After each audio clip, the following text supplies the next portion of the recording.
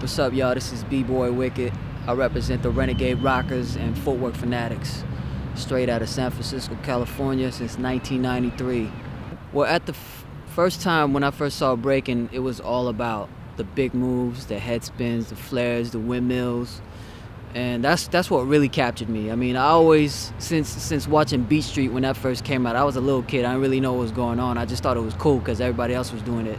But until I really saw it in person in the early 90s, I saw the Knuckleneck Tribe, and just seeing them perform in person, and that just really inspired me to do what they did, because they made the whole crowd jump. Everybody just went crazy just for seeing these moves, and that's what I wanted to do. And as far as battling, that's just one of the most craziest rushes that you could ever go through as a person. For me, it's not even like going down a big drop on a roller coaster. It's just getting that feeling when people cheering for you, screaming for you, and because you did this move, and knowing that you worked hard to get this move, to show your skills. It just means more. I don't know, it's just something very personal about that's real special. Back then you didn't have YouTube or nothing like that. Whatever videos you did have, that was golden. That was top secret shit, and you didn't really want to share that with nobody, because that's the only way you could be ahead. If you shared videos with somebody, that meant that person was real close to you. Either he was a crewmate or somebody that was just, really, close to you, part of the crew, part of the family. But we went through a lot, man. The footage that we did have, we just keep watching that over and over and over, slow motion, wearing the tapes out, shoot, it was crazy, man. I mean,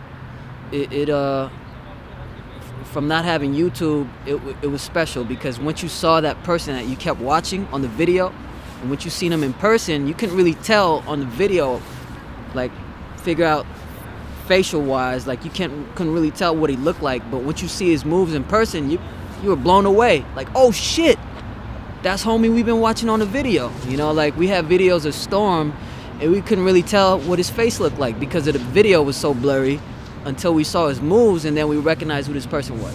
Now when you see that shit on YouTube, that shit is so clear. You got HD, you got 720, whatever quality shit. It's not really that special. The information is there, which is cool. You could slow-mo that shit. You could drag the fucking thing and make that shit go slow and look at every little section of the move. But what made it special with the VHS tape is you had to work, pause to make that shit go slow motion.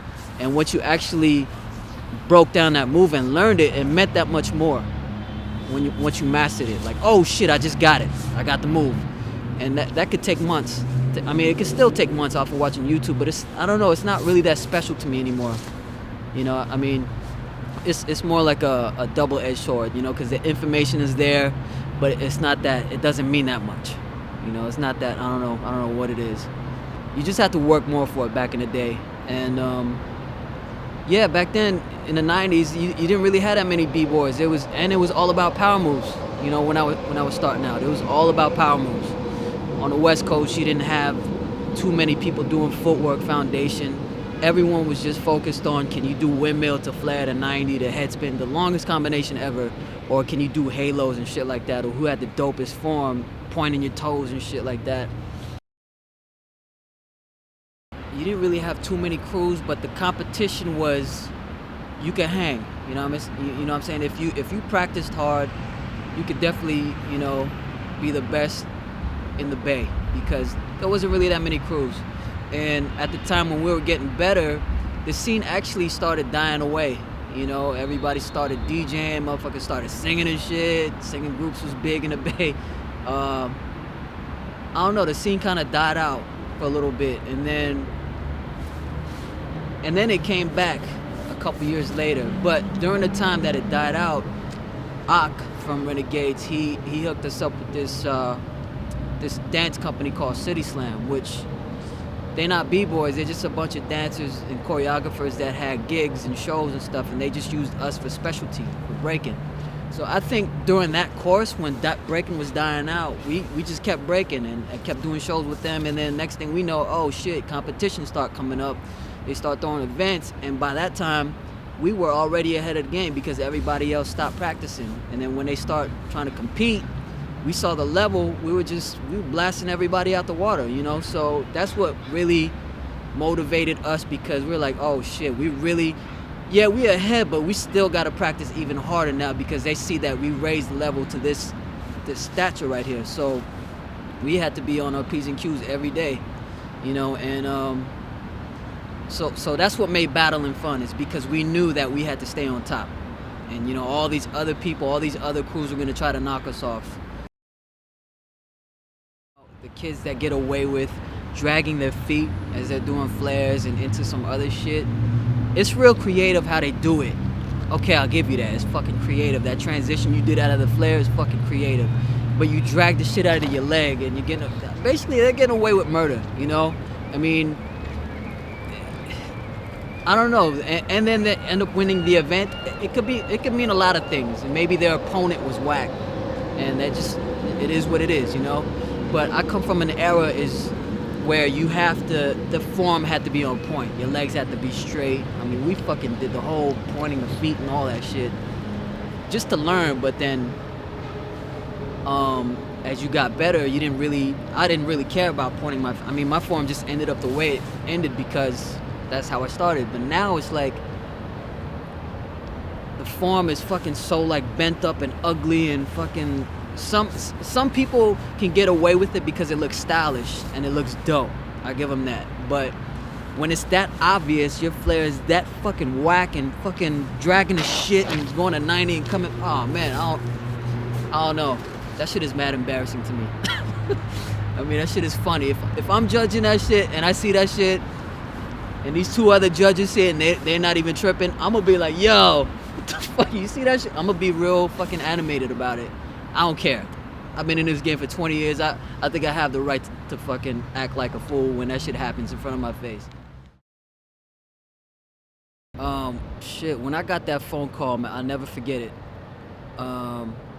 First of all, I mean, the phone call that I got, it was from a rivalry crew, you know, Rocksteady crew and Renegades. We kind of butt heads at Orko's event, and we kind of left on bad terms. But I don't know, I guess a few months later I got a phone call from Flowmaster, and he asked me if I wanted this job. He said, yo, you want to do this job in Vegas?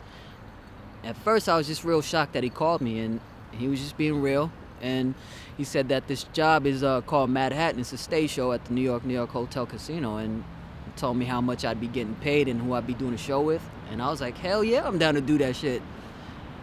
Before I had to ask my parents, you know, I told them yeah before I talked to my family about it. You know, I'm 16, 17 years old. That's just crazy.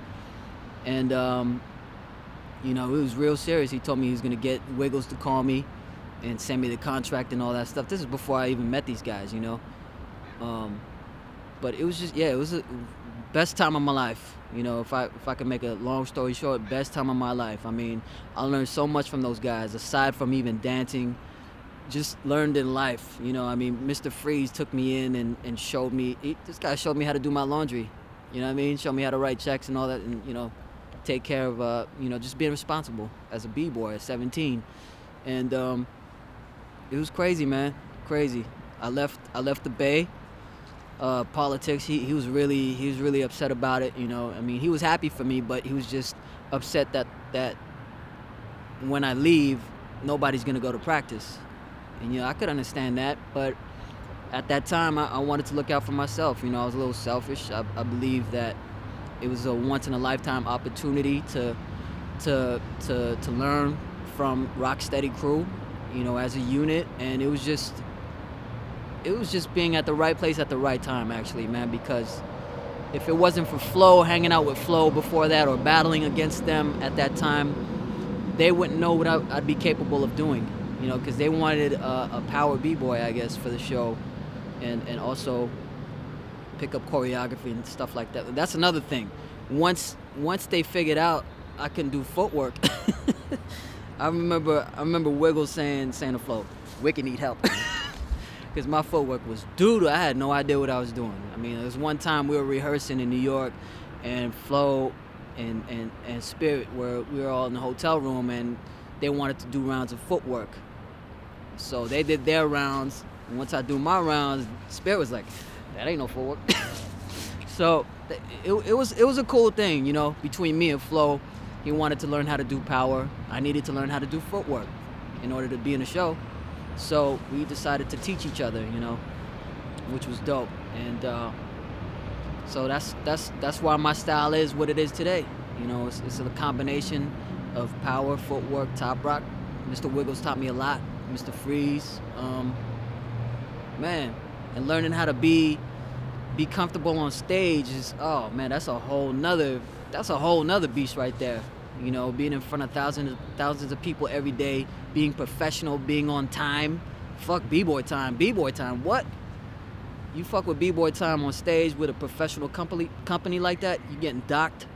Your pay's getting docked. You may get fired. It's a whole nother. You got to really step your game up once you try to get on that stage. And it's just a whole nother level of being professional and learning. The whole thing that I realized after all these years is this will never ever change. As far as a person, a b-boy, being on tour or whatever, no matter what, you got to stay humble.